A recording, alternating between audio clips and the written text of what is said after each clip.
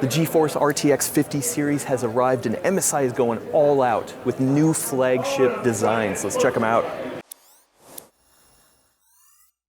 So this is actually my first time getting hands on a 50 series card. This right here is the GeForce RTX 5090 Gaming Trio OC. So we've seen the Gaming Trio line before. They have updated the design. You still get the kind of claw markings, of course the MSI Dragon logo here, some RGB, but not too much, not too much over the top. But this is a thick GPU. This is going to be super powerful. Let's look around at the design at the back. It's got this nice brushed aluminum, if you will, and of course this nice God, what is that sheer? I don't remember the sheer. Do a text overlay across, making it look really pretty. That's a really pretty Dragon.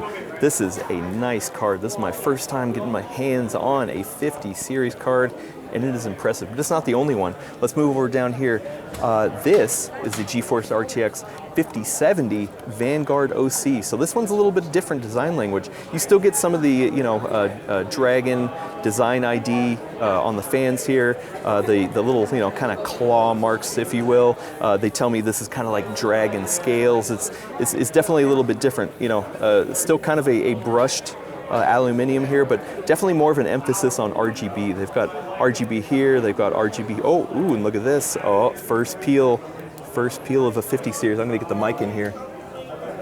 Didn't really sound anything, but look at that. That was my first peel. I like it. You look around on the back, man, not only do you get some more of this design idea of like a Dragon scale, this is a really nice brushed aluminum shroud here. It's got a very distinct kind of look and feel. This one's not as heavy, it's not as thick, but it's got a different ID aesthetic. But if you're looking for top of the top, let's come down here.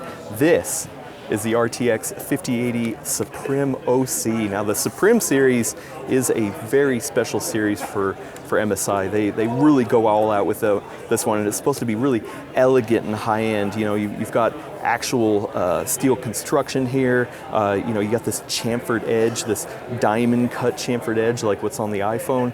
It's a really, really pretty card, but it is also chonky.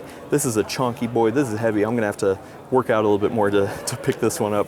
Around the back, you still get some of that design ID of the brushed aluminum, and they tell me this diamond right here is really distinct for the Suprim series. It's supposed to be real high-end diamond. Ooh, look, and I get to peel this one too.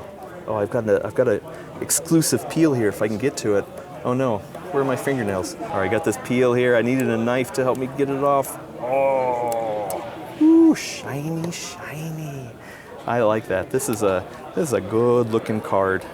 So that's just a quick look design-wise. Let me go over some of the configurations that they have. So the Gaming Trio line over there will come in both the 5090, 5080, 5070 Ti, and 5070. Now the Vanguard, this kind of more middle tier, is going to come in with a 5090, a 5080, 5070 Ti, and a 5070. Only the Gaming Suprim comes in with a 5090 and 5080.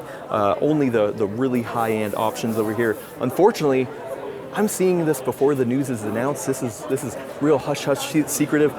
I don't even know the pricing. MSI doesn't even know the pricing. I don't know what these are going to be priced. I don't know when it's going to come out. This is all news to me. You're seeing it here. You already know more news than I do, actually. So yeah, this is crazy.